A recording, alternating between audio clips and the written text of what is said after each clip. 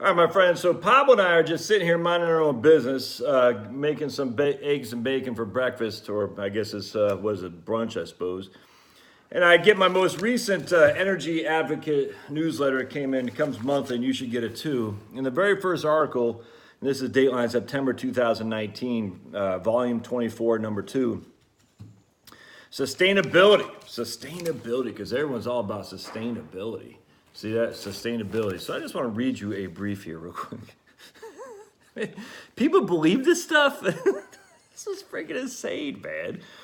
Salt Lake City hosted the 68th United Nations Civil Society Conference, whose several thousand attendees flew in from points across the globe to decry other people's wasteful habits. The Heartland Institute had a rebuttal session going on simultaneously. How, you may ask, is it possible to have a rebuttal before you know what the UN proposes? Richard Keene provided the perceptive answer. It's the UN. The conclusions are drawn up in advance. In fact, the UN website says so. For example, the agenda for the thematic session on climate change said, quote, and as outlined in the IPCC and other reports elaborated over the years by the scientific community, as well as by public and private sector entities, and we're gonna emphasize here, climate change with its associated risk is the defining issues of our time, the impact of which is global in scope and unprecedented in scale, and is already disrupting communities and livelihoods, especially those living in poverty. And what is the outcome of the deliberations, asked the good folks of the Energy Advocate. The need for immediate and effective action in response to the climate crisis. It poses a grave threat today, not only to the sustainability of human society, but to life itself, especially in coastal communities and other vulnerable places. Furthermore, the window for effective action is closing rapidly. And then, of course, the UN urges all, quote, stakeholders, unquote, to recognize the severity and urgency of the climate change crisis and the destructive impact of our human footprint. We must act on clean, renewable sources of energy, low-emission mobility modes, and net zero energy buildings. This change will mitigate greenhouse gas emissions by cities and will protect our air, water, and ecosystems, thus sustaining biodiversity. Further, we recognize that countries and cities will experiment climate and environmental challenges differently and have different resources with which to address them. Therefore, as global citizens, we commit to individually and collectively practice environmental stewardship by proactively mitigating climate change and its adverse effects. And then the UN says, we have only 11 years. This is from the UN, not from AOC, crazy OC. We only have 11 years to deliver on the promises we made through the Sustainable Development Goals. We have less than 11 years to avoid the worst impacts of climate change. Less than 11 years. Sorry, Pablo. Even Pablo, we're scared. No.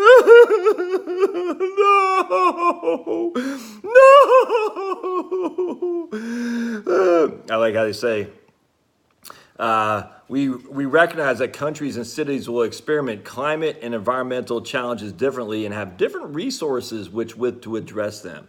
This is all a shakedown of the rich Western countries. And I also like to say how they say it's already disrupting in livelihoods and communities and livelihoods, especially those living in poverty. Yeah, because it's keeping in poverty, freaking scumbags. This really infuriates me. Because these guys are fools. They're fools, they're fools, they're fools. Everybody who can think for themselves know this. And then we'll go back to what my man at the Energy Advocate says. Following the wisdom that the children know best, the Youth Compact offers, does this not sound like Maoist crap? The Youth Compact offers up some guidelines. Educate ourselves, our families, and our networks through formal and informal channels, including social media, on the impacts that we have as individuals and as a collective have on climate through daily lifestyle choices.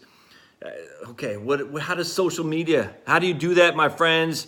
Oh my, just the whole, we'll get in the biggest hypocrisy as it is, the insanity of it, but we're going to educate on social media because it just goes in the cloud. All that stuff, all that data that we're creating and putting out there and sharing, it just goes in the cloud. The cloud doesn't take energy to use or store. Freaking insane. Innovate climate-conscious solutions to local and global challenges and support scaling of sustainable products for widespread use. What the hell does that even mean? Advance the widespread education of women and girls, understanding that doing so is a critical step in combating climate change. Oh, for the love of the good Lord. The thematic session on climate change refers to energy in the context of the dreaded climate change. And this is going back to the energy advocate. This is what they're saying. And promotes renewable energy, of course, with no mention whatsoever of nuclear. Unsurprisingly, they conclude, and we already talked about that we must act on clean, renewable sources of energy, low-emission mobility modes, and net zero energy buildings. This change will mitigate greenhouse gas emissions by cities and will protect our air and blah, blah, blah. All right, so let's just go back. Salt Lake City. Where is that? It's pretty much in the middle of the U.S. I know it's not Kansas City, but you don't get there by walking. You don't get there by bus. You don't get there by train. You get there by airplane.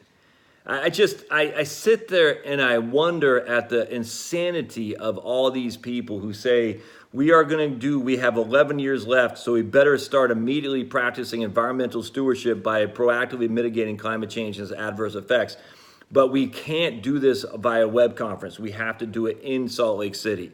We have to take a plane whose several thousands attendees flew in from points across the globe to decry other people's wasteful habits because it's a climate crisis.